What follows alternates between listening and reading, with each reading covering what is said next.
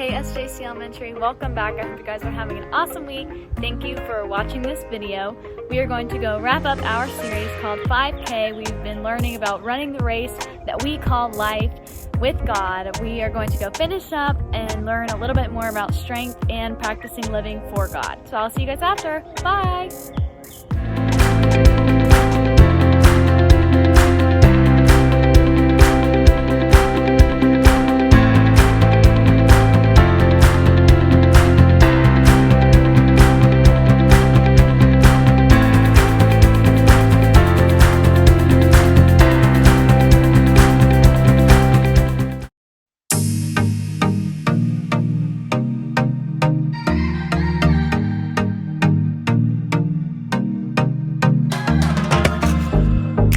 Plans for me are good. You hold my future. You're working all the time. You're the mountain mover. From sunrise to sunset, till the sun comes back up again. You're by my side. You started a good work in me. I know that you will complete it. You will see it through. And everything that you say you'll do, 'cause I believe that you are faithful, oh, you are faithful, oh, you are faithful. I'll trust your every word, 'cause I believe that you're working for my good. Yes, you're committed. From sunrise to sunset, till the sun comes back up again, you're by my side. You started a good work in me. I know that you will complete it. You will see it through, yeah. I know that you're still working on me. And everything that you say you'll do, 'cause I believe that you are faithful, oh, you are faithful, oh, you are faithful. You are my hope, you are my future. You are the mountain mover. You are faithful. You are my hope, you are my future. You are the mountain mover. You are faithful. You started a good work in me. I know that you will complete it. You will see it through, yeah.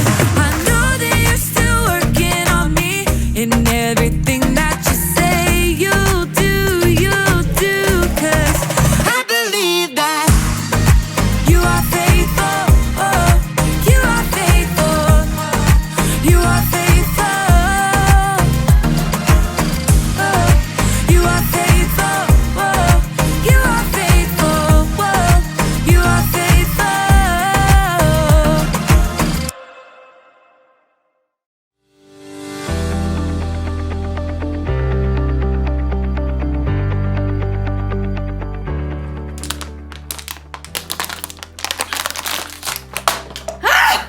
Hey everyone!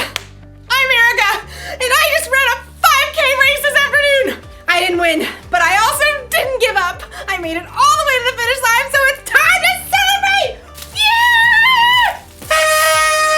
Oh man, I have been training all month for this race, so it has taken a lot of commitment. Commitment is making a plan and putting it into practice. I made a plan, and I practiced a lot.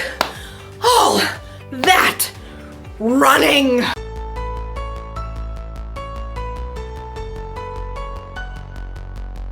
And strength training. And even training my brain. For a month, it's like training has been my life. Like, I thought about this race constantly. When I decided what to eat. Oh, when I chose how to spend my time.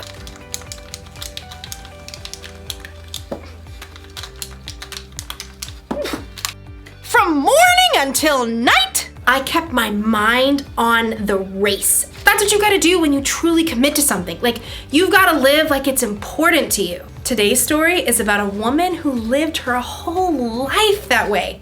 I'll see you when you get back. I've gotta get this party started!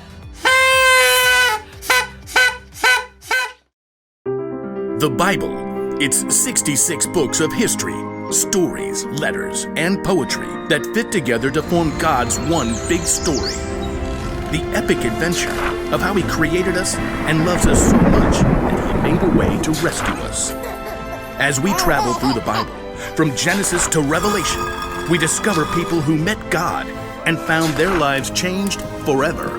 Now, for an amazing story, inspired by the book of Mark, chapter 12, verses 41 through 44. When Jesus rode into Jerusalem on a donkey the week before Passover, the crowds were excited.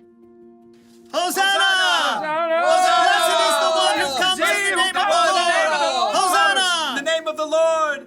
But the religious leaders were not. He's turning the world upside down. We'll have to fix that, won't we? All week, the religious leaders sent men to try trapping Jesus with trick questions. Teacher, is it right to pay taxes to Caesar? Every time, Jesus gave a wise answer that caught them off guard. Give back to Caesar what belongs to Caesar, and give back to God what belongs to God. Jesus knew the religious leaders were so puffed up with pride, they didn't want people to listen to anyone else. Jesus even warned the crowds about them. Watch out for the teachers of the law. They love to have the most important seats. They take over the houses of widows. They say long prayers to show off. One afternoon, Jesus and his disciples visited the temple. They sat down to rest for a moment across from the box where people came to put money they offered to God. Perhaps the disciples, mostly poor fishermen themselves, were impressed by the rich men giving gifts. Check out his robes. I think they actually might be silk. Jesus watched the rich men dropping handfuls of gold coins into the box. He knew that, like the religious leaders, they were proud to show how important they were. Check this out, world. Money, money, money. Always sunny in a rich man's world. Even though these wealthy men were giving impressive amounts of money, Jesus knew they had so much, this was easy for them. Simply a drop in the bucket. Huh. She looks a little out of place. The next person in line clearly wasn't wealthy. In fact, her patched robe showed she didn't have an extra cent to spare. A widow, probably. At that time, if a woman's husband died, she had no way to earn money and often had to live on next to nothing. 2 pennies? How's that gonna help anyone? Jesus was watching the woman too, but he saw something different, something more. Come over here, all of you. The disciples gathered around Jesus. What I'm about to tell you is true. That poor widow has put more into the offering box than all the others. Jesus' friends tried to sort it out. Excuse me, pennies versus gold? You couldn't buy an order of fish nuggets with that. Jesus knew what his disciples were thinking. The others all gave a lot because they are rich, but she gave even though she is poor. She put in everything she had. That was all she had to live on. Oh. When you put it like that. The rich men, like the religious leaders, were concerned with what things looked like on the outside. They didn't want to give in a big way that might force them to change on the inside. But the poor woman, who had almost nothing, chose to give everything. And Jesus saw her heart and knew that her pennies were worth far more than the rich man's gold.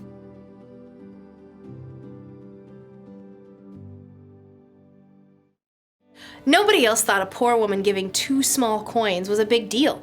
But Jesus saw the truth. Other people gave because they were rich. This woman gave everything she had because she was putting her trust in God. She was living for Him. And that's something to celebrate. Woo! Yeah!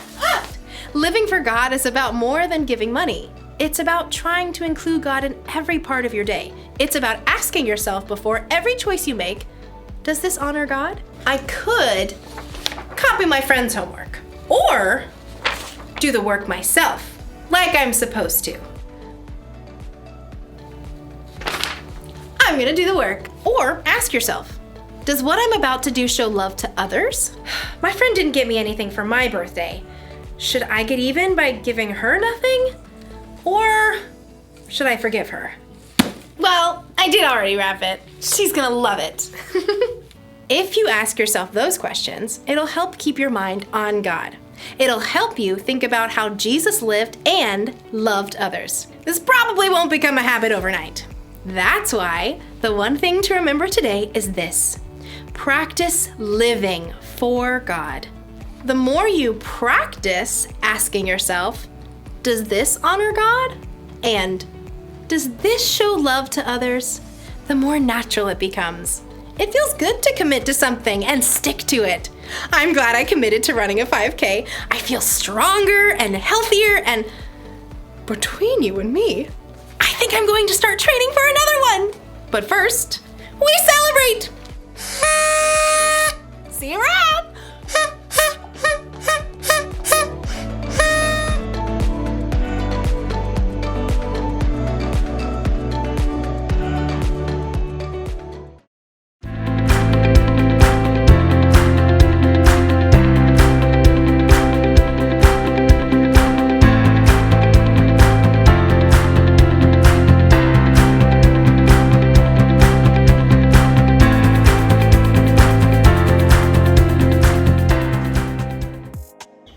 Hey guys, welcome back. So I hope you enjoyed that video. So we just learned a little bit more about having strength and trusting in God, and that living our lives with God and through God, great things will come to us. I hope you guys have an awesome week. Remember to trust God and practice praying and talking to God. I will see you guys next time. Bye!